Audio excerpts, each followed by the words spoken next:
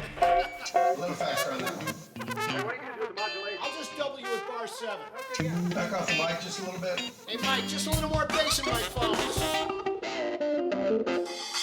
Okay, we're rolling. 2, 3, 4, 1.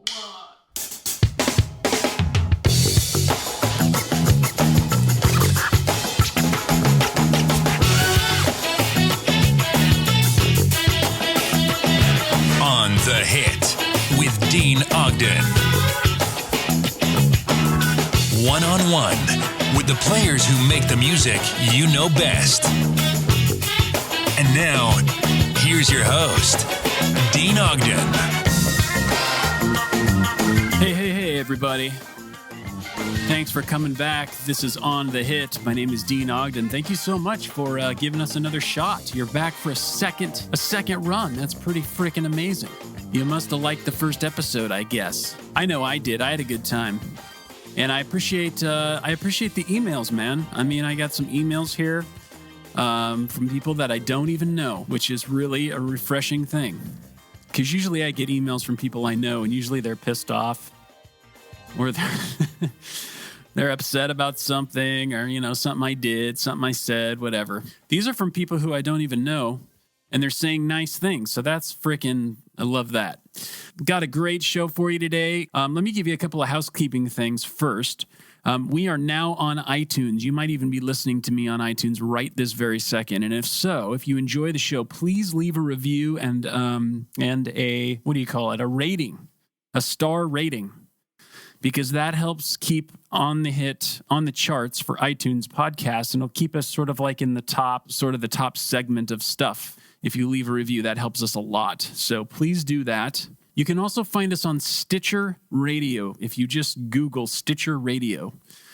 Stitcher's a great way to listen to podcasts, by the way. I love iTunes, but the iTunes podcast software on iPhone's a little clunky. And of course, listening to podcasts on the iTunes desktop app, you can stream them. But if you want to listen and stop and save your place and stuff, you have to download them, which of course takes up hard drive space. With Stitcher Radio, you can just stream straight off the web. It's great. You don't have to store anything. You don't have to keep anything. It keeps your spot. If you got to go to the bathroom, you want to pause it, you want to come back, you want to go make some toast, you want to get some chocolate, whatever the hell you want to do. You just pause it and it'll pick up right where you came back. This little beautiful British gorgeous voice says, resuming episode. And then it just comes right back to where it was when you left off to go get the chocolate. It's great. And this isn't an ad, by the way. This is just the way that I listen to stuff. And I always use Stitcher because it's just so simple. So you can get an app, I think, at the iPhone store or at the Android store, and you can put it on your phone, and that's just the way you should do it. It's just great. So do that. And then, of course, you can listen on my website to deaneogden.com. And that's where you can sort of get all of your on-the-hit needs met, is if you go to my website. Go to deaneogden.com/OTH. You can find out who's going to be on the next episode, who's been on the previous episode. It's all right there. Let me tell you a little story. I want to go all the way back with you to about 1987. Now, little backstory on me. I'm from a little sleepy town in Oregon, northwest Oregon, called Corvallis, home of the Oregon State Beavers. All right. When I was growing up in Corvallis, it was a town of about 37,000 people. Not tiny, not as tiny as some places that some of you are probably from, but I live in LA, so in comparison to that, it's pretty damn tiny. But it was a great place to be born, great place to grow up. I loved my childhood there. 1987, I'm about, I want to say 14 or 15 years old, maybe just before my 15th birthday, 7th grade. I'm into music. I'm totally in love with 80s pop, playing my drums, playing in some bands, doing my thing around town. It's a nice college town, so you could do a sorority or fraternity gig pretty much every weekend. And when I was 14, I was doing those. I was playing a lot. Playing in bands with guys that were 40, 45, 50 years old sometimes, and there's me, and I had to, go outside on the breaks because I couldn't be in the bar and, all that stuff. So anyway, I'm doing gigs, I'm having fun, I'm having a great time. The summer of my 7th grade year, so between 7th grade and 8th grade, 1987, my cousin Brian and I are at the roller skating rink. And I'm kind of clueless to like rock music that was on the radio at the time. I wasn't really, I mean, I'd heard like Van Halen's 1984, a neighbor kid, it turned me on to that. And I loved that, of course, but I didn't really like take off on that kind of track and pursue that kind of music. I was into pop. I was into sort of what was on the radio in the pop realm, like British pop stuff, like Eurythmics and Winwood and Peter Gabriel, that kind of stuff. Kind of clueless of what was going on with rock and roll. And so we're at the skating rink, and, of course, they're playing Sade and freaking Spandau Ballet and Pet Shop Boys and Erasure. And all of a sudden, the beginning of Pour Some Sugar on Me comes on. Step Inside, that thing. All right. Every girl in the place goes ape shit and just screams at the top of her lungs. And my cousin and I are standing against the wall because we're wallflower idiot little boys, clueless. And we're looking at each other going, what the hell is going on? I mean, the whole place just erupted. It just freaking shook like a freaking earthquake. And this girl just comes out of nowhere and grabs me by the hand and pulls me out to the skate rink to skate with her. And this girl, I knew this girl, but I didn't know she was there. She went to school with me. I'm not going to use her name because I don't want to embarrass her. She's still around. She's not dead or anything. She's still around. I see her, around. And I'm just going to call her Jane, okay? She comes up and she grabs my hand and she's got this big smile on her face, and she pulls me out to the skating rink, and we skate to Pour Some Sugar on Me by Def Leppard. Holy shit. It was like, I was blown away. This chick was beautiful. She was popular. She was hot. And there I am, hand in hand with her, skating to this song. So fast forward. So that was an amazing experience. And then, of course, she let go of my hand and I never saw her again. So then, that's the end of the story. So then school starts again, in a couple of months. And I go back to school. And of course, there she is because I went to school with her. And I'm thinking, what's going to happen, man? Oh my God, we had that amazing experience at the skate rink. What's going to happen now when I go back to school and there she is? She going to ignore me like she always does? Is it a thing now? Do we got a thing?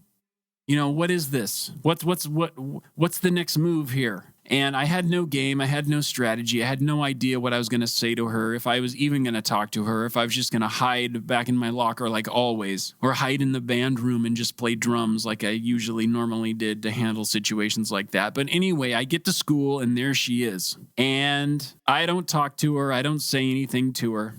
But since that skate, that couples skate that we had, I had gotten pretty heavily invested in rock and roll. I'd started listening to a different radio station. Before that, I was listening to Q105, and all of my Oregonian friends know. You remember Q105? It was just kind of the poppy, sort of middle-of-the-road radio station. And then there was Z100 that played all the rock. And so I had switched. After that experience with her, she basically let me know in not so many words that you're really missing the boat on this rock thing. You got to be listening to rock. I mean, she didn't say any of that shit. It's just that when I was holding her hand and skating around the skating rink, I knew I was missing out. If rock and roll got you this, and you've been sitting in your bedroom listening to pop this whole time, not getting any of this, and now you're listening to rock and you're holding the hand of a beautiful woman, you're fucking up. All right? So you got to change your ways. And so I did. I changed what I was doing. And I was into all these different bands: Bon Jovi, Winger, Def Leppard, Queensryche, Slaughter, Firehouse, The Scorps, Thunder. Remember that band? Great band. Backstreet Symphony, great album. So move forward a couple of months to about right around Thanksgiving, and I hear on Z100 that Def Leppard is coming to town. And I just go into hyperdrive. I ask my dad, I got to go to this show, man. Def Leppard's coming to town. My dad's like, Def who? Dead Leopard? What's going on? Who's that? So I play him Hysteria, and he's like, wow, yeah, shit, you got to go to this. So a couple days later, I go back to school, and I think, okay, now I have an excuse to talk to What did I call her? Jane. I have an excuse to talk to Jane. So I go up to this girl and I say, hey, Def Leppard's coming to town. She's like, I know. She gets this really gorgeous, beautiful, she's like, I know. And I said, are you going to go? And she said, I'm getting tickets. They go on sale tomorrow. I said, really? And she goes, yeah, I'm getting 2. She kind of flirtily winks at me. I'm thinking, oh shit, what's going on here? I said, really? She said, yeah. She said, I'm going to go with somebody. I said, wow, okay. I'd sure like to go. She goes, yeah, you should go. Totally has me wrapped around her finger. Just totally, I'm dead meat. So I go home thinking, holy shit, I don't even need to go buy tickets because I'm going with I almost said her name. I'm going with Jane. I'm going with Jane. So I tell my dad, and he's like, hey, cool, man. Great. Good job. Nice going. Kind of giving me the old man wink. I go back to school the next day. I say, hey, did you get tickets? And she's like, yeah, I got my tickets. I got 2 tickets. I was like, great. So, what's the scoop? What's the deal? She goes, what do you mean? And I said, well, what's, how is this going to work? And she goes, what do you mean? What's going to work? How are we going to the show? Am I going to come get you? You going to come get me? And she goes, oh, no, I'm going with my cousin. Knife to the heart.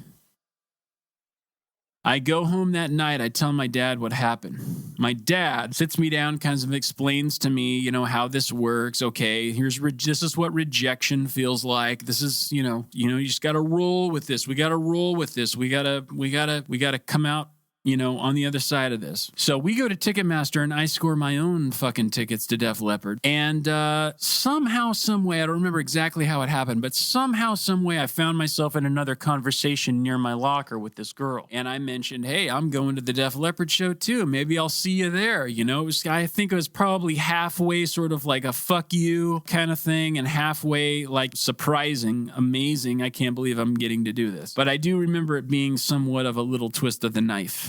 And that felt really good. And so she was like, oh, cool. Yeah, neat. Okay, great. See you there. Bye. She could give a shit. So the day comes, all right?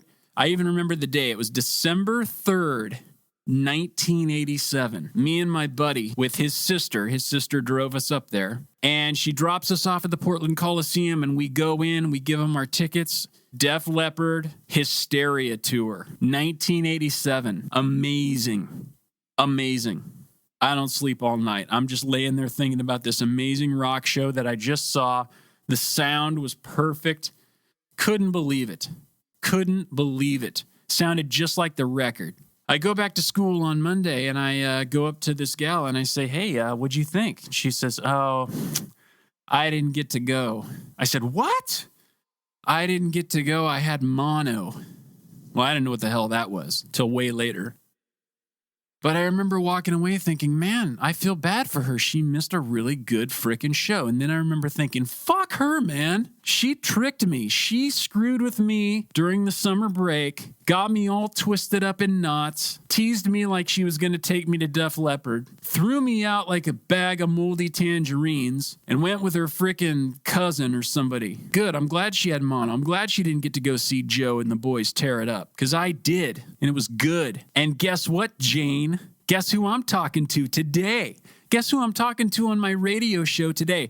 Guess who I'm good buddies with and I talk to a couple of times a week? Robert Scovill, the guy that ran sound that night, December 3rd, 1987 at the Portland Coliseum when I went to see Def Leppard and you were home on your ass with mono. That's who, honey. Robert Scovill. Front of house engineer for Def Leppard, Tom Petty and the Heartbreakers, Rush, Prince, Matchbox 20, Tesla, and a whole bunch of other acts that you damn well know about. Suck on that, Jane. Here's my conversation with Robert Scovill.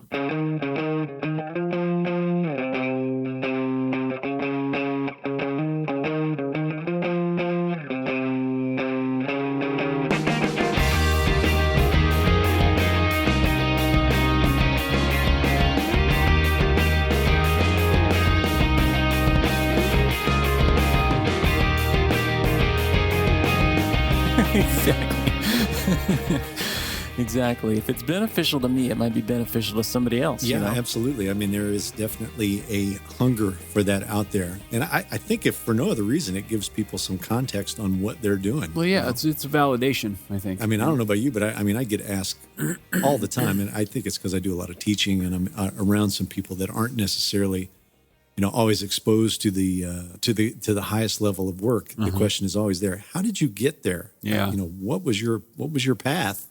Right. Well, yeah, and I find that most people think that you're just going to say, "Well, I slipped on a banana peel, and here I." Yeah, I mean, I think there's this underlying sense of there is the right answer. Like somewhere there's a silver bullet that's going to tell me how to get there. And it's like, I don't know, you're going to find that one thing. If it was one thing, everybody would, Yes. somebody would have sold it by now. Yeah, they'd be bottling it up and selling it. Exactly. So how long have you been in the music business now, would you say? Professionally, since I was 19. So, coming up on 34 years now. Damn, dude. Yeah. I mean, I was lucky. I was able to get into it at a pretty high level at a really young age. So I definitely suffered from being in the right place at the right time as a very young guy. And where was that right place? Or where are you from originally? I grew up in St. Louis. That's kind of where I got all my formative years of, music listening and training. And then I moved to Kansas City right out of high school in 1978, trying to figure out how I was going to get into the music production side of the world. Yeah. So even at that age, I had I don't want to say given up on being a musician, but I had definitely transitioned to where I thought, no, that's not what I want to do. This is what I want to do. What did you start on? Were you a player originally? Started as a player, started out as a drummer, okay. And Sweet. did that from a very early age on, and carried that on through with me. And, it's one of those things, you don't know what little things you do actually are going to dramatically impact what's going to happen to you later. Sometimes you don't see those. And I remember moving kind of away from drums and music and thinking, I was still playing, but my focus was clearly on engineering.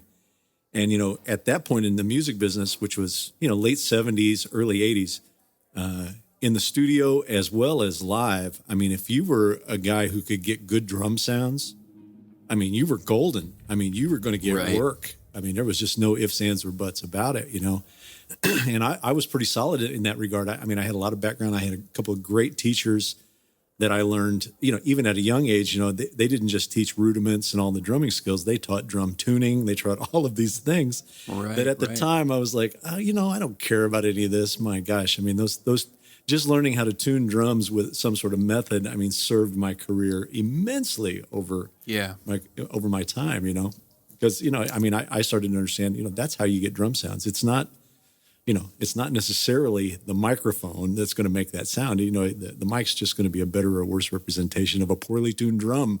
So Right. And that was the era of the drummer too. You were coming out of sort of the thrash and bash, John Bonham sort of Keith Moon thing and into the more Peter Henderson, Glyn Johns, like produced drum sound, right? Totally. So you were figuring this stuff out early. You were still in high school and you're figuring this stuff out? I kind of came out of high school. I really didn't know what I was going to, or how I was going to get into the business. Certainly at that time, even sound reinforcement, doing live sound stuff was very basic. And there was not a lot of technology. I'll totally date myself here. There was nothing digital at that point. There wasn't even a computer, so, but I was going to, I remember asking my high school counselor, how do you get into this? This is what I want to do. And of course he had no idea, at that time, nobody knew how to get into it. There was no it, Right. Nobody realized it was a thing, right? Right. So, of course his answer was, well, let's see, it sounds technical. Why don't you join the Army? Nice. No. You're a musician. Why don't you go blow stuff up? But he found a technical institute for me in Kansas City to go to. And so, I was right out of I graduated high school when I was 17. So, I was studying toward a double E in electronic engineering and got into that for a while. And, before too long realized, okay, this is cool. This is incredible knowledge to have, but it's not getting me in the music business. It's not going to do that. So, as kind of luck or fate would have it, I was able to get jobs around Kansas City at that time, working in studios, kind of moonlighting in studios, doing recording work, and just happened to pick up another job doing weekend work for a sound reinforcement company. They did a big series of shows every weekend, and they were always looking for help. So I would go down and do that. I did that an entire summer for free, essentially, just to kind of get my foot through the door. And, one thing led to another. And for long, I was out on tour with a band, and kind of looking back on my college going, wow. I don't need that. I'm out of here. I'm on the path where I want to go now, so it was, but again, the kind of little things that you get that you don't really recognize that are going to make the difference in your career. Sometimes you don't recognize them. I mean, that even though I was working at the component level in school of design, how to design electronics, how to design circuits, and, coming up with this incredible vocabulary of technology, thinking that was not going to get me into the music business at all or get me into engineering at all, actually served me so well once I got going, because here's this mysterious thing called audio and these mixing consoles, et cetera. Yet underneath the hood, I knew exactly what was going on there. So I could, things came to me much, much quicker than I think people who are just starting out who have no technical background. I mean, it was one of those kind of hidden blessings I had, Yeah, exactly. I always say that education keeps you from playing defense. If you're educated, you know why you know what you're doing. Yeah. I mean, I was studying for a double E. I was minoring in physics. And, at the time, you're not processing the idea that, audio is wave mechanics. I mean, it's all of these things, Right. So there was like this, it just kind of planted the seeds for all this really kind of intuitive, intrinsic knowledge once I started working in audio. For me, it wasn't really that mysterious all of a sudden, it was just like, well, I just got to figure out how this stuff works. I understand how it actually works under the hood, and I understand how audio works through air. Right. I just got to be able to apply it to music here, so it was, like I say, it was a hidden gem. I didn't really see it coming. Yeah, well, that's such a huge dramatic turn. Like, you go from playing music and playing in bands, whatever, to being a drummer, to totally refocusing your energy on a completely different discipline, such as engineering. What was the catalyst was there like a pivotal moment where the light bulb just went on for you? Yeah.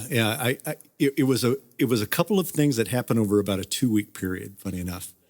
I mean, I was an avid concert goer when I was growing up in St. Louis. I was lucky enough to have parents that, especially my mother, who kind of withstood taking me to concerts at that age. Okay, I'll when I take was you. 10, 11, 12 years old. And it was because I was drumming. It's like, Mom, I got to go see these bands. I got to go see what's going on. Yeah. So I had been going to concerts. And When was this? What year was this? probably around 74, 75. Okay. And Okay. Supertramp had come out, and they had come out with a record called Crime of the Century. Oh, yeah. And I was a big Supertramp fan. Great record. So I was like, I'm going to go see this. I have to go see this show. And I had good tickets. I had pretty good tickets down on the floor. And, and I was probably 13 at the time, 14, But, you kind of have, as a kid, you have all these preconceived notions of how concerts work, I mean, it's big guitar stacks. It's all these things. You're not processing exactly what's going on. But I remember at one point having this moment in the audience when the show had started where I just thought, my God, this sounds unbelievable. I mean, this sounds like their freaking record here. Yeah. I mean, it was just that moment of just kind of, hey, there is more going on here than just the band up on stage playing. The realization of it. And I mean, you're almost kind of woozy, just kind of thinking, what is happening here? I mean, you couldn't process it, Mm-hmm. And so, as luck would have it, I'm walking out of the theater. I think it was at the Fox Theater in St. Louis. I was walking out of the theater, and I walked right past the front house position where the mixing console stuff was. And I remember stopping and looking, and I must have had some sort of engaging look on my face because the systems engineer who was on tour with him at the time, I still don't know whether it was the guy that was mixing Supertramp or not at the time. He might have been the assistant, whatever. But he kind of saw me, and he says, "You want to come up and look around?" Wow. And, I mean, from that moment on, he kind of ran me through what a mixing console was, what it does, what these things do, You were hooked. completely hooked from that moment on, Wow. That's And incredible. I mean, it just kind of answered all my questions. It was like, yep, Yeah. that's what I'm going to do right there. Absolutely. Wow. That's What I'm gonna do a right there. moment. Totally. And, I've carried that with me all throughout my career, on what kind of moment that was for me. And, whenever I'm mixing shows or whatever, I mean, if anybody walks up to the console with that look on their head, in their eyes, I immediately invite them up on the riser. Hey, let me show you what's going on up here, because I know that moment could just completely shape somebody's existence for the next 20 or 30 Absolutely. years, So it was that for sure. And, it had to do with the way that show sounded, just all of the planets came into alignment there. And then the other piece of it that happened kind of in the same week, in St. Louis at that point in history, FM radio obviously was king in the world at that point. Right. But there was a radio station in St. Louis called KSHE 95, KSHE 95. And it was, I would later learn, I didn't realize it at the time, but it was probably one of the only top 10 radio stations in the United States that was a progressive rock station. Meaning, you could listen to KSHE for 24 hours over 2 or 3 days and probably never hear the same song twice. Oh, yeah. So they that were kind of rotation, They were really pushing the envelope. Totally. And Yeah. it was just an incredible school for learning what music was out there. It was not what we have today by any stretch. And they had this show on, I believe it was on every Sunday, called Interview. Jim Ladd ran it at that point. And they did an interview with Alan Parsons. And this was not long after, Dark Side of the Moon had really found its legs and, was obviously getting all of its momentum. And they did an interview with him talking about the role of a producer, the role of an engineer in the studio, not unlike what you're doing right here, Deane. And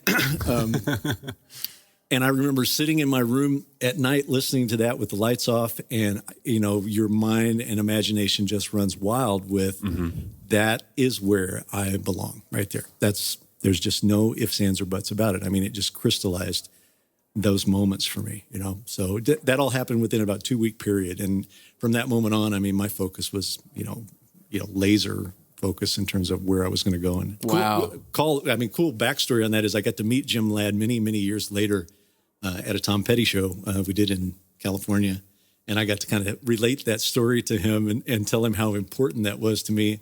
And I look back on that show. It was just such an incredible piece of work, really underrated, I think, for the impact that it had on contemporary music and its popularity in total. It was just an incredible radio show. Well, there's always a guy, right? There's always somebody who, whether it's an artist or an engineer or a radio guy like that, or somebody who just kind of blows on that ember for you and sort of fans the flame. Who were your, as a musician, you would have been listening to people and really studying, chops and stuff. So as an audio guy, as an engineer, were you training your ears to somebody in particular? Were there's certain people on the radio who you were like, man, I really love the sound of that guy's albums? Or Well, as a teenager at that point, obviously I didn't know any of them. But, I would be, and this is kind of something that's missing today, isn't it? I look back on these things and I go, wow, where do kids get this stuff? But at that point, it was obviously all albums. And I can remember just being completely immersed in album credits.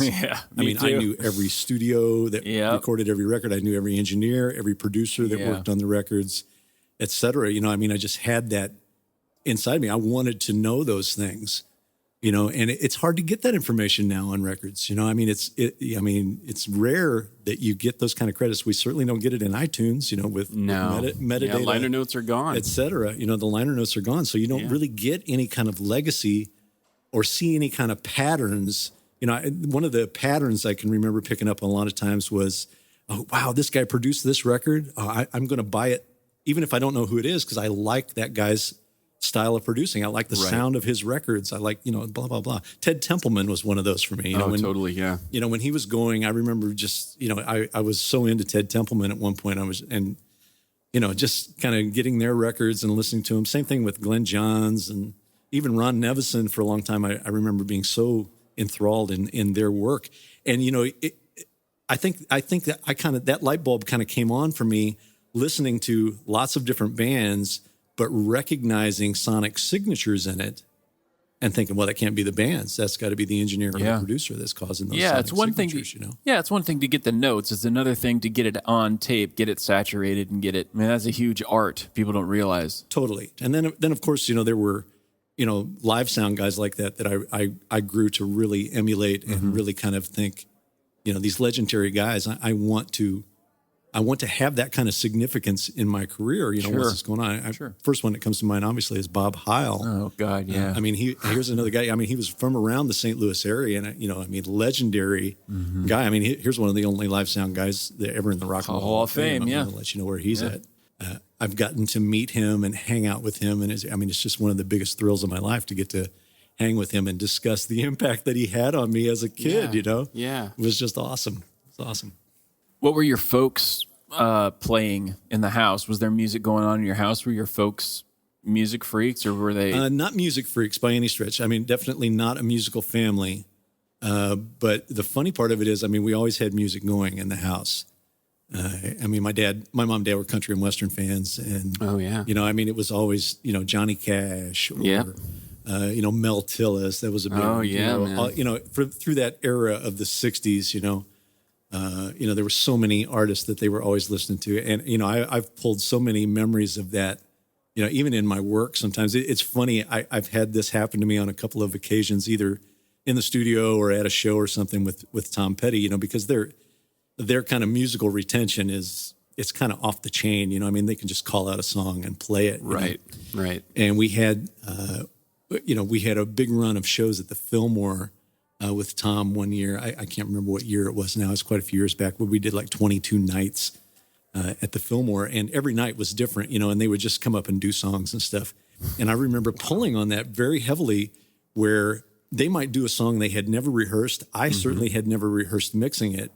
Yet when they got into it, I was like, I know this song. I know what's coming. I know where this piano lick lives. I know all of this stuff, just because it's sitting in your brain from, 20 or 30 years of having it just sit in there and gestate. Dude, yeah, you have draw from that well. Yeah. And, funny enough, it's one of those things that I promote to students all the time that are talking about, especially people that want to mix music, especially there, and even engineer for sure. But when I talk to mixers and producers, they say, well, what do you attribute a lot of your success to it? And I say, listening, meaning if I'm awake and I'm breathing, there's music on somewhere. Right. And as a mixer, I know certainly as a young kid, I did this with records. Ask me why I did this. I have no idea, but I had a tendency to pick apart records. Sure. I would want to know, how did they get that sound right there? Why does the guitar sound like that right there? How did they do that? The best way to learn is to reverse engineer stuff. Totally. Yeah. Totally. And I think you do that also subconsciously. Right. If you have music going on. I mean, my rule around here is, I have an iTunes library sitting here on a server that's probably got, 50 or 60,000 different titles on it that is in shuffle 24 hours a day here. So, it's not like I'm just listening to rock or just listening to jazz or just listening to, global world music, whatever. It all comes on.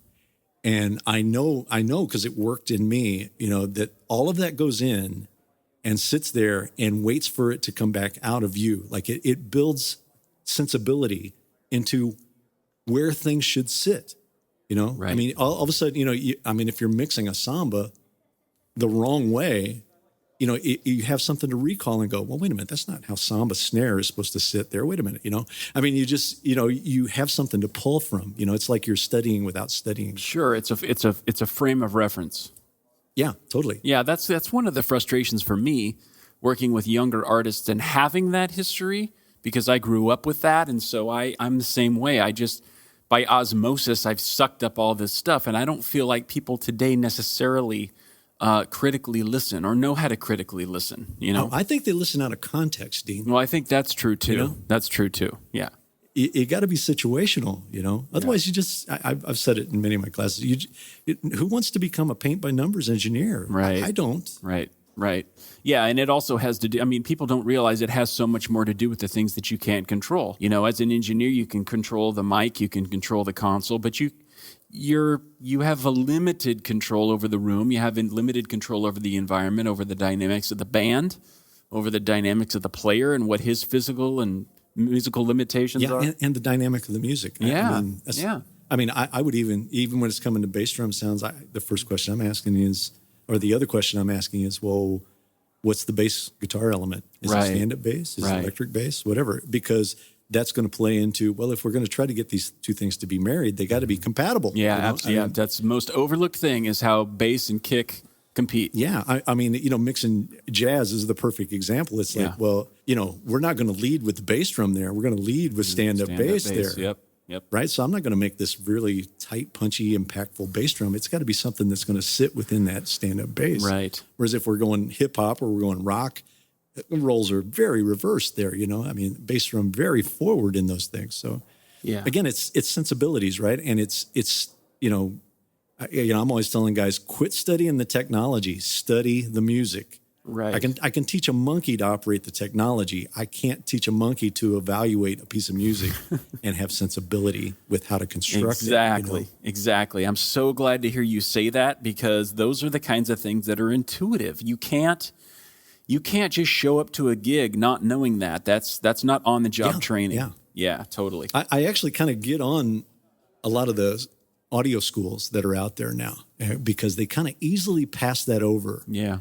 Where, they're so focused on teaching and certifying people on technology and all these things. It's like, whoa, what kind of people are you building here? Well, we're building music engineers and recording engineers and producers. Right. How is it possible you don't have music appreciation in your curriculum? Yeah. How is it possible you don't have music production appreciation in your curriculum to talk about all the different production styles and explore them over the past 20 or 30 years? If you don't have this, knowing how to operate the technology is an empty victory. Mm-hmm. It's what's the cart before the horse, right? It's back. It's you're approaching it from the wrong angle. I think you're trying to compensate. You're trying to make technology make the decision for you. Right. It won't. Right. When you're in that spot, you're really in a bad way. Yeah, that's no good. So let's talk about some of the things that you've done, because you've worked with so many people. Obviously, Tom Petty, but I did. I looked up your Wikipedia thing. You didn't see that record, did you? Okay. Yeah. Well, those bad didn't photos. See the post office pictures, did you? Yeah. Right. Yeah. Well, the variety of people that you've worked with. Yeah. What is the commonality between all of them? I mean, you have such a unique vantage point at the front of house position to really see kind of what these people do, what they're capable of, what they're not capable of in a live setting. What do you think is the commonality between all of the people that you've worked with that have been successful acts to say this is something that all of them do and is one of the reasons why they're so great live? It's I'm going to answer that question in a couple different parts here. I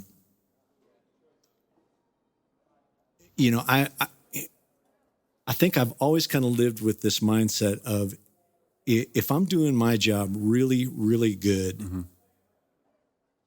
the band gets all the credit for it. There's like that old saying of, if the band sounded great, man, what a great band. If the band sounds crappy, God, they got a terrible sound engineer. Yeah. Right. It's one of those, and I actually kind of endorse that. I'm kind of okay with that. I'm like, yeah, well, that's that. Then we're doing the right thing there, because it has to be their show, not mine. And honestly, I take exactly the same approach in the studio working with bands. If I'm producing, it's the same approach. It's like, look, we're here to make your record, not mine. My job is to find the way to channel you into this recording. That's my job as the producer. And I kind of think the same way in my live sound world. I've been very fortunate in my life to be able to work a lot in the studio and a lot in live sound. And I just have merged those two mindsets and approaches together. There's so much crossover in not just my technique, but even in my mentality and how I deal with artists, because they're both very anxious moments. They're both moments where the artist is really, really exposed. Right. They really are. They might as well be standing on stage naked, when they're going up there. And part of getting good performances out of artists is being able to get them to calm down and be confident that everything is going to be okay. And I got to, at risk of sounding like I'm tooting my own horn here, to me, that's my secret weapon in all of the gigs that I've ever done, be it Def Leppard, Rush, Prince, Matchbox 20, Tom Petty. I don't care which one it is. The common thread in all of that is that I've been able to sit down with the artist and speak with them on their level and get them to believe that everything is going to be awesome. Yeah. Yeah. And then it's kind of this self-fulfilling thing. When they walk up on stage and believe that it's going to be that, then you get that. Right. They step into it. Yeah. that's honestly my secret weapon. I can talk to them on a musical level. I can break things down technically to a very street level in terms of, getting ideas across and, helping them to overcome challenges, without it, coming across like a physics experiment, Right, So right.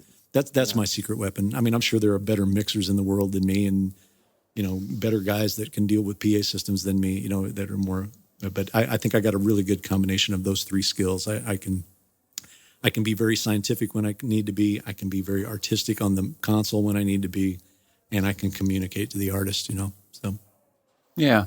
So walk me through a typical day of yours. You obviously you're dealing with different venues almost every day, and you're going to different cities every day, and you're doing different things every day in regards to cramming and shoehorning gear into, different spaces and so on and so forth in acoustical, environments.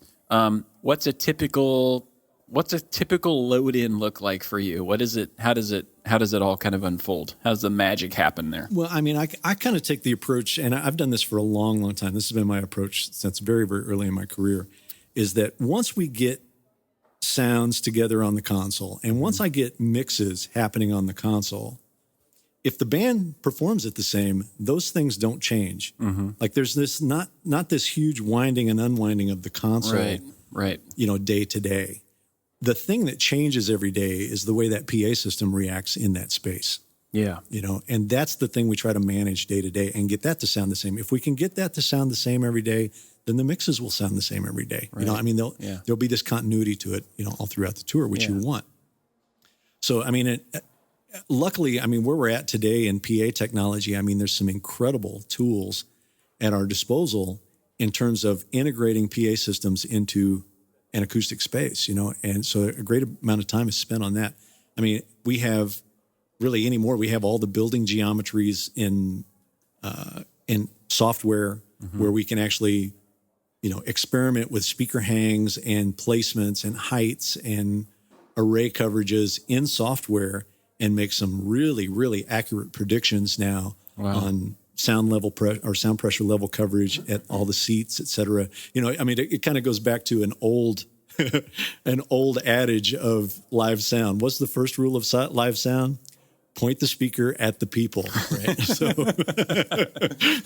So we take great pains now to make sure that, audio is firing at people and not at walls, not at balcony fascias, not at ceilings, not at floors, because all of those things increase the ambient footprint of the room and, make it harder to hear. So a day will typically start, it may start before we get there, but on an actual show day, you may start, 7, 8 in the morning. You're in with surveying tools, surveying the room, making sure the geometry is correct for where you're going to be. Most people, think of roadies, most people don't think of roadies using the cosine formula in the morning, to be able to do accurate predictions. But, it's come a long way since those days. So there's a lot of science involved in that part of it. And then, really my part of it really starts to take hold, kind of midday, where I will come in. We do this process now, which I helped kind of pioneer, called virtual sound check, where we use playback tracks in a live setting to be able to kind of get the room to sound the way we want it to sound with live instruments. So those are captured on the tour, like legacy performances? Yeah, it's captured on the tour, or from a rehearsal maybe, or something like that. So we do this regularly on tour. Okay.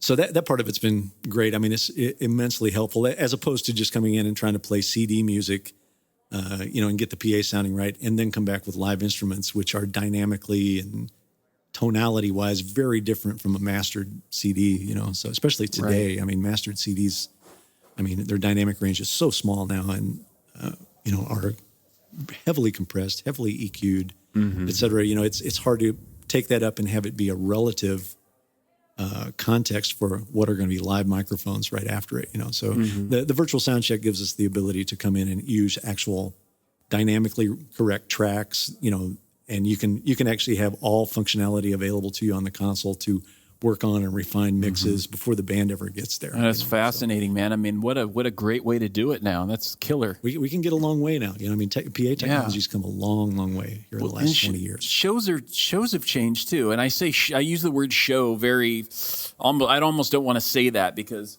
shows and concerts to me are different. You know, a concert, Petty's a great example, where him and Campbell and Bentmont and all those guys, they get up on stage and they play their stuff. They play their instruments, they sing their songs.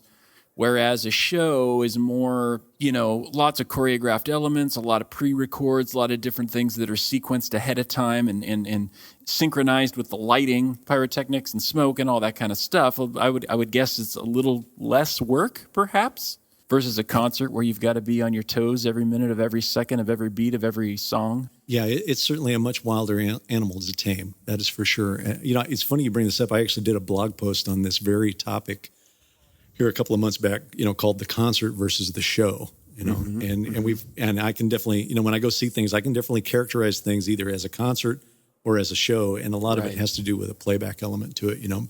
You know, it's funny we bring this up now. I mean, you know, I don't even know if we want to go down this rabbit hole. Oh, of course we do. Don't puss out on me now. You know, but, you know, talking about people playing to tracks and, you know, lip syncing and all of this stuff that's going on, you know. You know, there's a part of me, you know, I have some pretty firmly planted lines drawn, you know, where I think that is right and where I think it is wrong, you know. And we'll exclude the Super Bowl conversation for just a few minutes because that's its own unique animal. Yeah, that's different. Okay. But, you know, for me, it's always been, I have no problem with people using playback. You want to use playback tracks? Great. That's fine. But please don't stand on stage and mime Act to like, it as if you're playing it or singing it. Right. You know, especially if the show is being kind of positioned as a concert. Right. To me, that's very, very disingenuous. And I think everybody takes the hit at the end of the day when that kind of stuff is going on. Right. But if you want to have supporting tracks, you want to have all that stuff going on, great. Hey man, knock yourself out. But don't get up there and mime it. Don't fake it. You know. You know, funny enough, I actually got, I don't want to say penalized with this mentality, but you know, one of the things that happened when I was doing Def Leppard, you know, this was after the Hysteria record came out and we were on tour. You know, one of the things I was probably most proud about, but also most frustrated about a lot of times on that tour was I would have guys come up to me after the show and go, dude, what kind of samplers are you guys using for your backing vocals? And I would be like, we're not using samplers. That's 5 guys singing. Right. They're like, no, come on, what are you doing? I didn't believe you, yeah. And I was like, no, that is 5 guys that buried their head in the sand and all worked their asses off on singing those parts. And then, you know, that's me putting a little grease and goo on it at the console, but that's them singing, you know?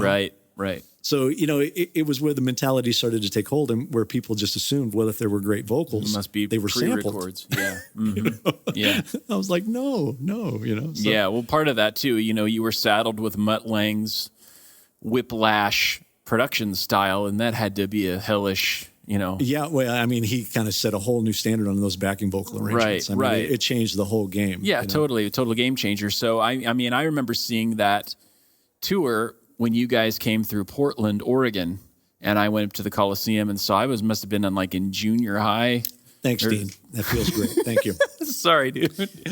But, you know, I mean, it was like, dude, up until then, it was like it was like the most amazing, because I was at a Christian school and I couldn't listen to rock and, you know. Dude, we did Christian music. We did Rock of Ages. I mean, come on.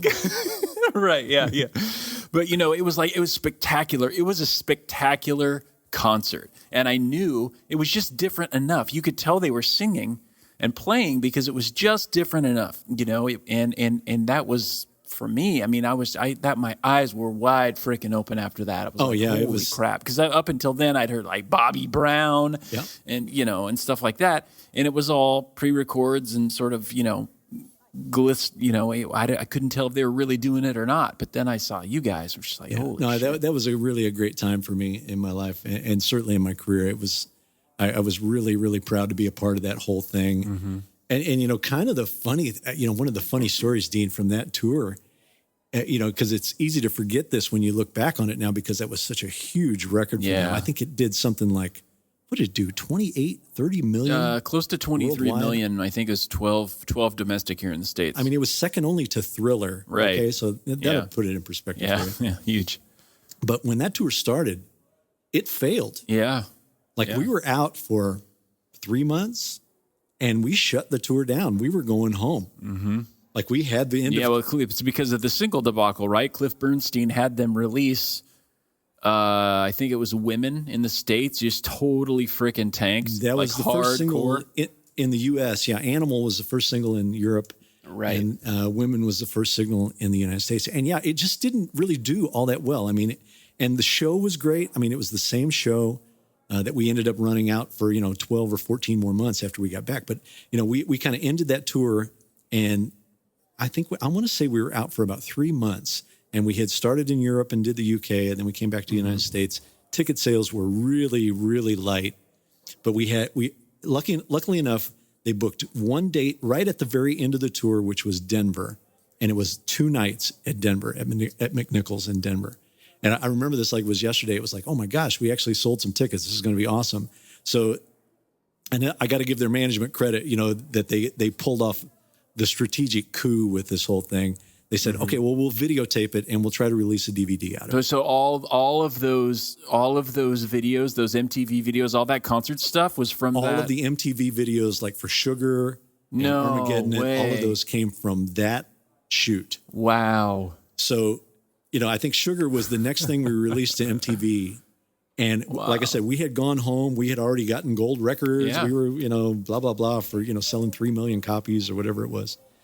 And it's sitting at home, and Sugar hits on MTV and it completely Blows up. explodes. Yeah. I mean, just completely explodes. And we were out for another 14 months. Wow, I mean, man. we got called.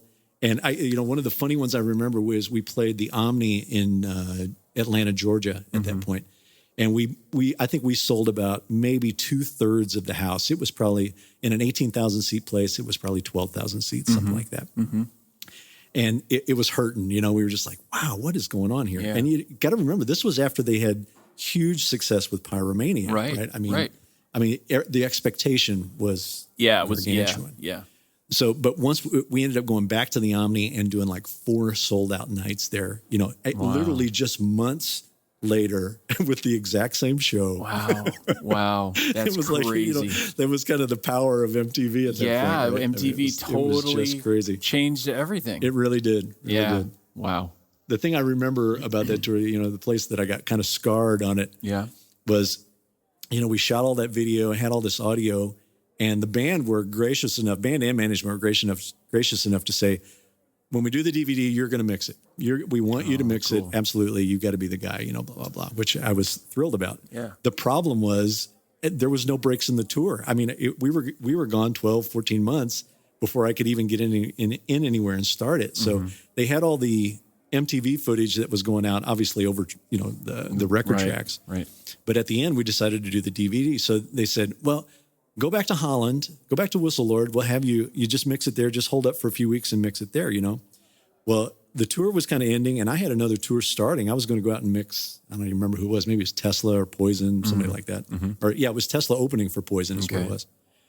And so we jumped into Whistle Lord, and I mean, I got into the tracks, and it was just one of those realizations. It was like, Spaghetti. oh boy, Yeah. this is going to take some time, Yeah. So me and another engineer that was working with me at Whistle Lord, a guy named John Schmidt, who I just hooked up again with here not too long ago. We kind of recounted our memories of this thing.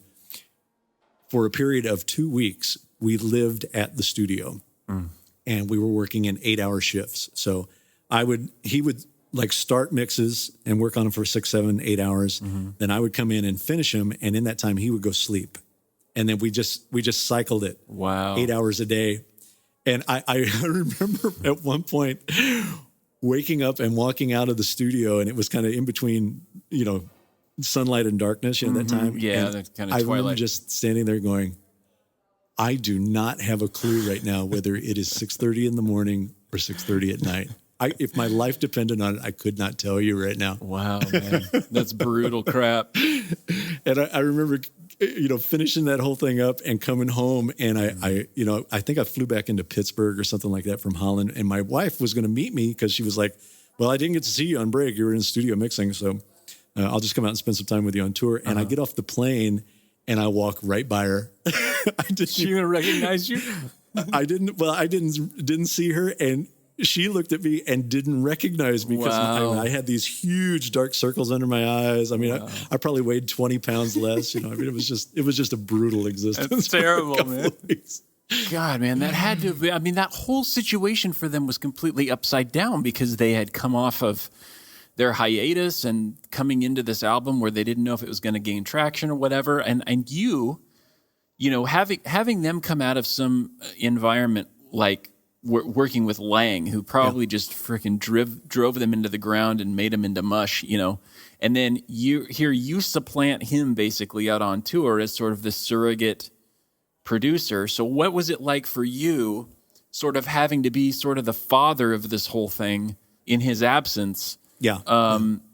You know, dealing with Rick's disability and dealing with them trying to play together as a band, because I mean, really, he's the sixth man in that band, and without him, I can imagine they're kind of a little bit lost and sort of, you know, kind of directionless. It was certainly, and you know, it was kind of an unwritten thing that I was expected to fill that role, which I'm just here to tell you, I'm no Mutt Lang. I mean, I've met Mutt, and you know, you just take a look at this guy's work. I mean, there are no other Mutt Langs. You know? He's one of a He is the rare breed, and I'll put Mike Shipley, God rest his soul, right in that category as well. Absolutely. I mean, 100%. You know, you talk about little turnkey moments in your life that make the difference. Meeting and being around Mike Shipley, you know, when he was mixing and doing recording and stuff, I was an absolute sponge. And not for nothing, I mean, I have so many things in my technique that are born right out of him, you know. Sure. So that was an incredible experience. It goes right back to your Supertramp experience. Totally. I mean, and you know, he was so gracious. He was always willing to share what he was doing or show what he was doing. You know, talk about getting sounds, talk about working with Mutt. You know, what it was like to work under those kind of. You know, and I don't want to portray it as negative, but you know, under those kind of pressures and conditions and demands, you know, I mean, that's one of the secrets of those things is, you know, they kind of went into it uncompromising. It's like, we are not going to bend. This is going to be the way we want it to be, period. And we're not going to let it out a minute before it is that, you know. Matter of fact, there's Joe Elliott told me this funny story. You know, I wasn't there for this when this happened, but he told me about it. And I remember thinking, wow, that puts it all in context right there. At one point during the recording of Hysteria, I think they were in the third year of recording and working on it. And one day Joe came in and apparently he was really bummed out. And the band was like, dude, what's going on? What are you so down about? And he goes, you know what I just realized today?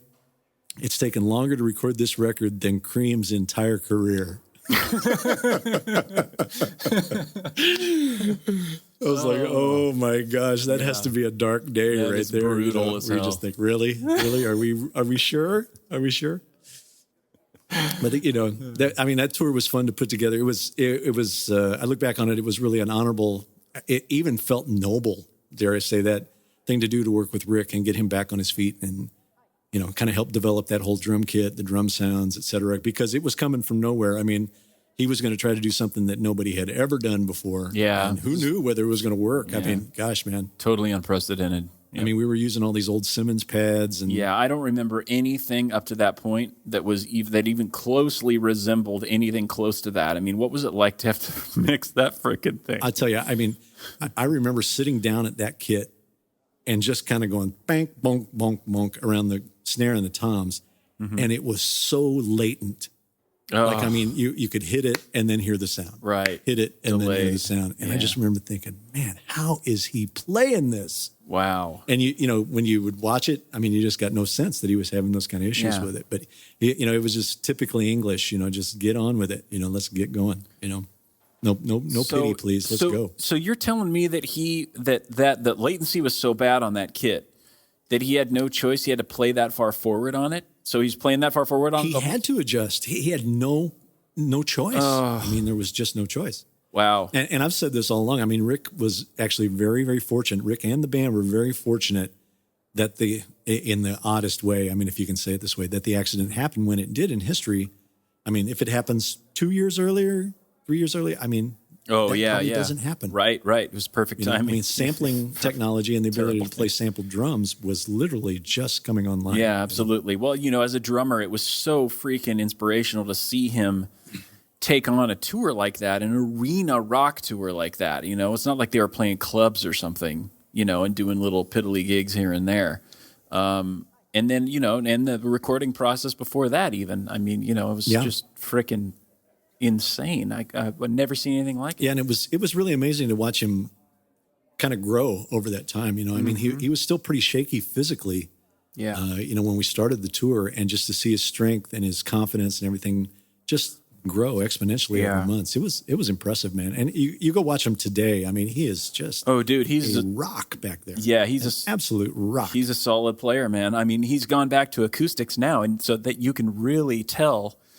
And it's almost embarrassing to the rest of us who have all of our limbs, you know. Yeah, I mean, you know, the drum parts are in his head. He's just got to find a way to get them out. Yeah, totally. You know? I mean, that really is what it's down to. He's solid. Yeah. And it's funny, I feel the same way a lot of times about even in mixing or recording or tracking or anything, you know, unless the sound is already in your head, I mean, you're just kind of farting around in the wind, you know. I mean, the idea is that I know. I mean, it's kind of, you know, without over dramatizing it, you know, it's the Mozart thing, isn't it? You know, it's like, yeah. You know, all the music's in my head. I just got to write it down. Yeah. You know, I mean, engineers have to kind of be that way too, I think. You know, you have to do things with purpose and with direction, and you've got to have a sense of what you want it to sound like before you ever even step up to the fader, you know. So. Well, that's an interesting thing to talk about, because if you're talking about the 80s where everything was just utter chaos and, you know, all these hair metal bands and Poison and Tesla and, you know, these people that were sort of kind of figuring it out as they went along, what do you think, was there an act that you can think of in the midst of all that you thought was completely seriously centered and really kind of had their shit together? Well, I mean, without a doubt, I mean, you know, getting the Rush gig was that was the goal. That was the brass ring for me. Yeah. I mean, I was a huge Rush fan from the earliest of days. You know, I think the first time I ever saw him on Don Kirshner's rock concert in probably 1973 or 72 or whatever it was, you know, I mean, I was hooked from that moment on. They were far and away the band that I was most driven by as a kid. So to go from mixing Def Leppard to getting an opportunity to mix them, that was the brass ring for me, no doubt about it. And it was just one of the greatest working touring ensembles I've ever been around. I kind of wrote a blog on this when they went into the Rock and Roll Hall of Fame. I was there for that. And I mean, they are a true singularity. You know, I mean, they are a once in a lifetime thing. And, you know, they have no middle of the road fans. You either get them or you do not get them. Yeah. You know? Yeah. And the people that get them, I mean, are all in. They are fully committed. Right. But what years did you mix for them on the road then? Let's see, 90, I guess 89, 90, maybe 90 through 96, 97, somewhere around there. So, Presto through Test for Echo, and I was going to say Presto, Roll the Bones. And then, you know, obviously they had the tragedies with Neil's wife and daughter. You know, things got very splintered there for just a little bit. And, you know, that was, at that point I was kind of transitioning into Tom Petty. You know, I'd been working for him a little bit. And at some point, you know, the two things collided and I had to pick one, you know, and at the time it didn't really look like Rush was going to be around much longer. It really looked like that was going to fold in and pack it in, which I'm thrilled to say that they're continuing on and really just as strong as they've ever been. I mean, they're just amazing to go see. Still sounds so great. Yeah. So what years did you, so you transitioned into Petty when? 94, I think it was my first time. That was with Wildflowers. Okay. You know, he was just transitioning into that, and he had actually recruited me a few times, a few years earlier, and just through conflicts and other things, I couldn't do it. And you know, I'll say this, you know, I hope I don't get in trouble for saying this. I think I've told him this before, but you know, there were, you know, I wasn't a huge Tom Petty fan. I don't want to say I didn't get it, but I was much more about Rush and, you know, all the other things. And I didn't quite get what he was, what he and the Heartbreakers was until I was there. Yeah. And in that camp. And once I was there for about a week, all of a sudden, you know, you start to realize what is actually sitting right in front of you. And again, you just kind of go, wow, man. Yeah, there's a lot there people don't realize. The amount of bands that can be what I see right in front of me right now, I mean, I could probably count on 3 fingers, the communication that goes on between those guys. Yeah. And again, just the kind of the music retention. All of a sudden, I started to understand where all of their music kind of came from, which I didn't get from listening to the records. But once I was around them, I started to see where all of these things came from, and then it became really, really compelling. Really exciting to be a part of that. I think that's true about almost every one of their fans that I've ever talked to. I mean, my dad is a huge Tom Petty fan, but he came upon them late too. And of course, I wasn't born yet, so I didn't know anything about Refugee and all that stuff and Damn the Torpedoes, whatnot. My entrance to their work was Don't Come Around Here No More, and Full Moon Fever and Running Down a Dream and Free Fallin'. I mean, even as something as commercially available as that, So I just think there's so many entry points to their stuff that it's different for everybody. Ironically, for me, I was drawn to his records early, like Damn the Torpedoes, Hard Promises, things like that. I was drawn to them sonically, not from a music composition or what it was. For me at that point, and I totally cop that I was totally wrong with this. It was easy just to lump him in with the new wave thing. Right. He's a new wave guy. Yeah. But, those records, I mean, with Shelley Yakis engineering those records and Don Smith and, Jimmy Iovine producing those records sonically, and they still hold up today. I go back and listen to those records sonically and just go, man. Yeah. How did they get these sounds? Yeah. I mean, they're just so great and so perfectly chosen for the songs, I've come to find out where they got a lot of those sounds, but at the end of the day, that's what drew me to it initially. And then you kind of flip that on its head. Once I got to work for him, I started understanding, emotionally, spiritually, where all of that music came from. And it had an even greater impact for me now. I'm very, very married to it now. I totally get him. And I think he believes that I totally get him. It's part of this little trust thing that he and I have. So that part of it's fun. Don't you think he's kind of one of those artists that they're not really sure where to come down on him at? He's not. He's been this. He's been that. He's Stevie Nicks. He's done Wilburys. He hasn't really stuck to one place for very long. Yet everything that he does is so completely Tom Petty. He's interesting. I have the luxury of the context on it now, where it would be very easy to look at his career and think, well, he's been kind of a moving target. He was this for a little while. He's this. I don't see it that way at all. I can look back through his entire catalog now and see the common thread of all of it. To me, it's like, picking one artist's paintings, but just putting different frames on it. It's, and the different producers and engineers that he's worked with through all that time are just the different frames. The music has held steady all the way through it. Well, part of that too is because he's worked with the same group of dudes. I mean, Campbell and Bentmont. Yeah, for the most part. Yeah, the core of that band certainly is unshakable. I mean, and again, it's just they have just the most unbelievable retention of music I've ever experienced. Yeah, where they know their influences, and it's not like, oh yeah, I know that song. Let's put it up and play it. I know that song, and here's how it goes. You know what I mean? I'm going to play it for you. Yeah. I mean, we used to have this. They used to play this game early on when I was working for them called Stump Benmont. Not going to happen. You learned very quickly that there is no stumping Benmont. Right. I remember one day we were in sound check or something, and somebody called out, "Play Wolverton Mountain." Everybody was like, "What?" Oh, I know that one. Hang on. You just break into it. It was like, oh my gosh. That's awesome.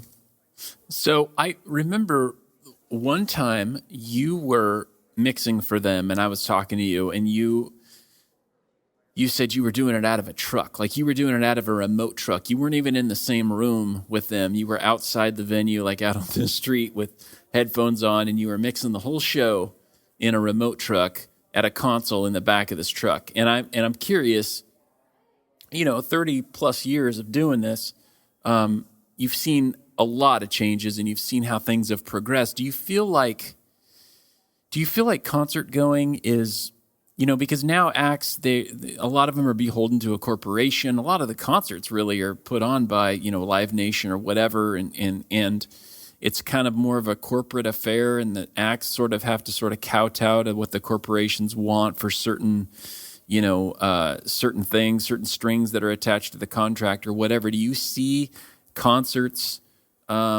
kind of going in the direction of having to sort of bow to corporations, or do you feel like artists are still allowed to put on the show they want to put on and sort of, do what they want and have artistic control and kind of have, present the show that they want to present?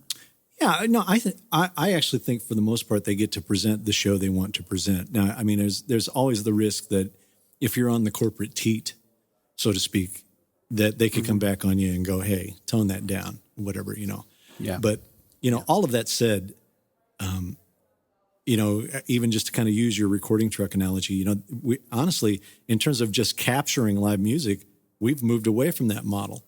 That's all being done by the live sound console now, and again, trying not to toot my own horn here, but, me getting involved with Avid, in 1999, 2000, and helping them kind of conceive the venue line of consoles, we started to change that. I had been doing virtual sound check. I mean, I've been working that model and that archiving model where we archive audio from the front of house, for decades now. I mean, I've been doing that since the early 90s, and, it was able to turn it into a product and an actual workflow coming to work for Avid.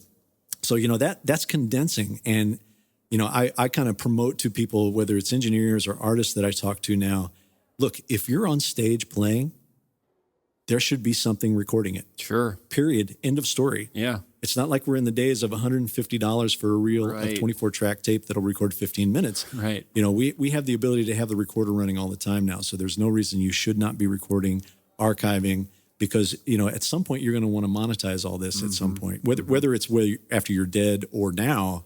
What we think is useless and meaningless right now actually turns out to be gold 10, 15, 20, 30 years from now. Right. So, that's my big move right now, is to get everyone recording, regardless of what the situation is. And part of what I think we're going to see come from that is this kind of rebirth of live music in recorded form. There's certainly through the 60s and especially the 70s and part of the 80s, there was this huge explosion of live music, right? For us to sample and listen to. And that's really kind of gotten pushed away now. It's all, we got live DVDs, et cetera, but it's never held quite the same magic. Right. Has it? Yeah. I certainly know when I was a kid, we judged whether a band was worth going to see. Yeah. by their live record. album. Yeah. Totally. I mean, there was like this proving ground that had to take place there. You know? So we certainly don't see that as much anymore, but I think we will see that more and more. I think, there will be a video component added to it at some point. I think we're going to see a lot of downloadable interaction, all kinds of stuff, with live audio and live video for the end users and the consumers, Well, it totally makes sense because, albums certainly don't sell anymore. Right. But shows do. Shows do. Yeah, so I guess it's an experience that people want. Yeah, absolutely. And, I guess the question is always going to become, I think where we get kind of lost in it sometimes is we're now kind of caught in this mentality of, well, bands are making money off shows now. They're not necessarily making money off their recorded product. So what we need to do is record those live shows and sell those to the audience. And it's like, well, right, yeah, hang on a second. You make up your mind. If they're not buying your studio albums, what makes you think they're going to buy your live stuff? Exactly. Right. But it all has to be part of an experience. I think it becomes, it becomes more, what's the word I'm looking for here?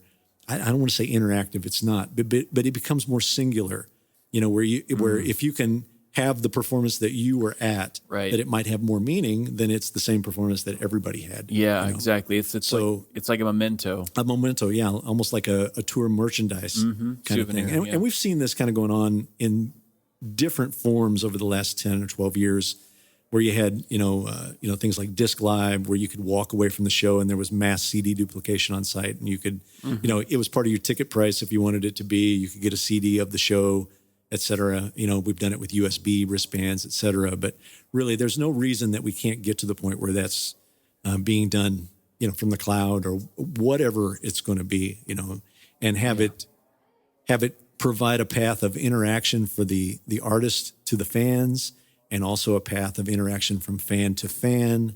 Make that whole thing more tribal, et cetera. So It's really kind of shifting ground right now, but it's formulating out there, and it's going to happen at some point. If you listen to like left sets and people like that are kind of, opining about the music industry, they still say that live is the best way to break an act.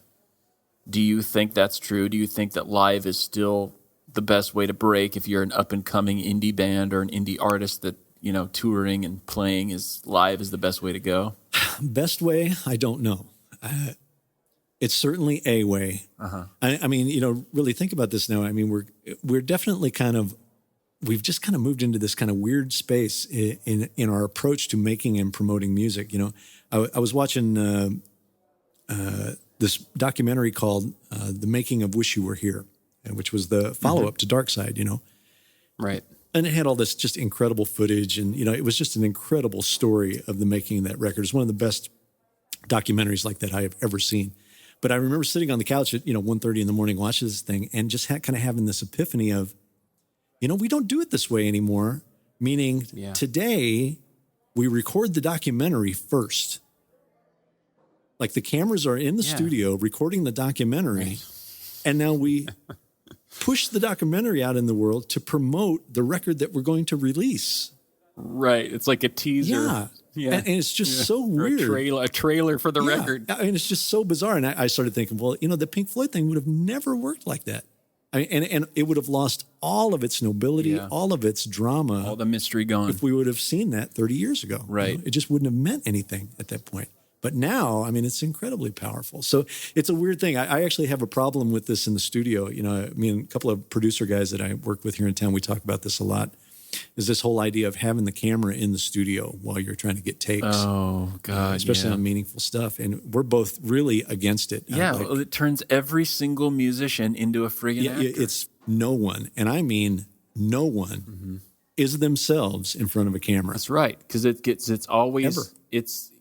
It means it's going to be a moment now. Formulated moments. Camera means we're going to have a performed moment. And I don't care who it is, you're guarded. You're guarded. Yeah.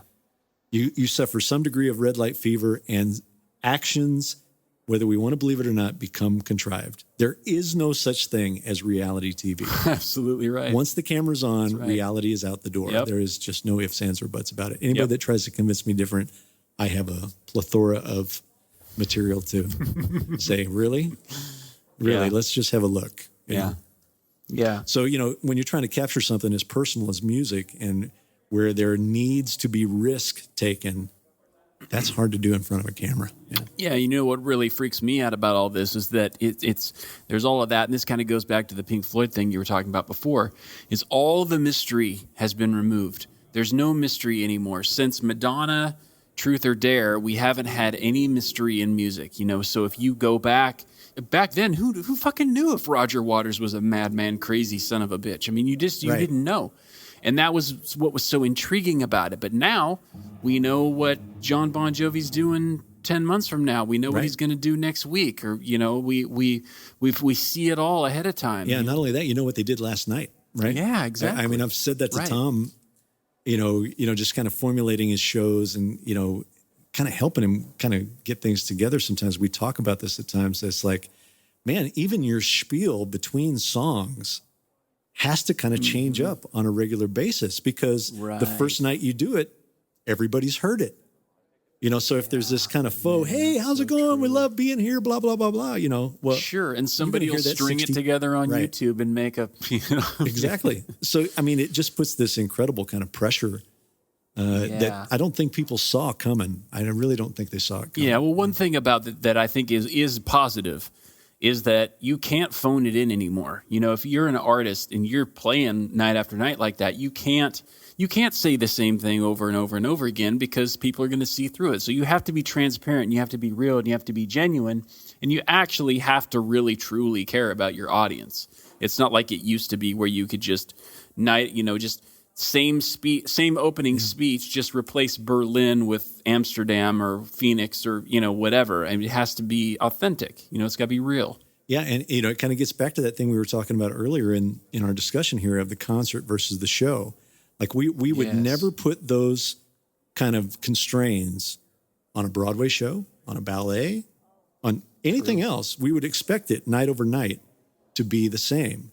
But with music, we expect that to be genuine, and I expect tonight to be my night. Right. You know, and that's unique to music. Yes, it's unique to music. I totally agree, and I think it starts that way, and it should end that way. I would agree. You know, and it starts with somebody sitting down and pouring their heart out over something, and then, you know, that's how it should translate in a performance. I think it's I think it's a big part of what's driven the independent record movement, independent music movement. Yeah. Is this, whether people can kind of collate it into this idea or not, there is this sense of, you know, what I want to hear unfiltered. I don't want to hear a producer's influence. Matter of fact, there are even times where I don't even want to hear the band's influence on that guy. I want to hear what that guy has to say. Yeah, exactly. You know, unfiltered. Like I don't want to see things that have a marketing department influence on it, or you know, some record label A&R guy. I want to hear the real thing. You know, and I think it's pushed that kind of thing. Now, do I think we've taken that too far? I do. You know, one of my kind of pet peeves in the world of music, and I'm really sensitive to it for some reason, is this sense of, how do I even form this into an idea here, where up and coming artists will have this mindset of trying to dig out all these very obscure pieces of music that no one's heard of. And I always get the sense of that they kind of formulate it this way. Well, I think they're a genius and they're really obscure.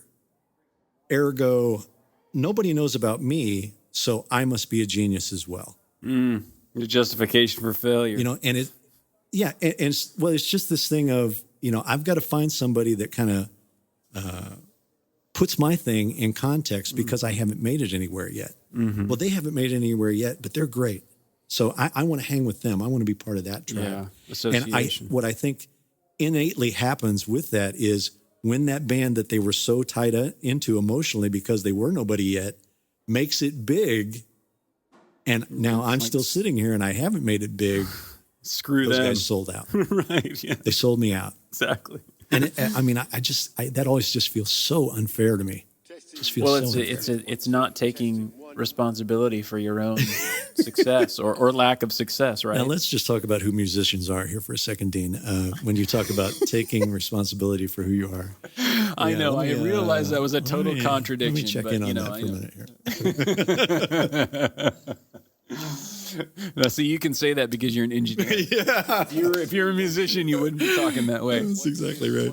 Oh man. Well, dude, I really appreciate you talking to me, man. This was really great, and I would love to have you back and, you know, and do a round two and talk about some other things. Yeah, of course. It's so funny, Deane. I really had no idea what we were going to talk about today.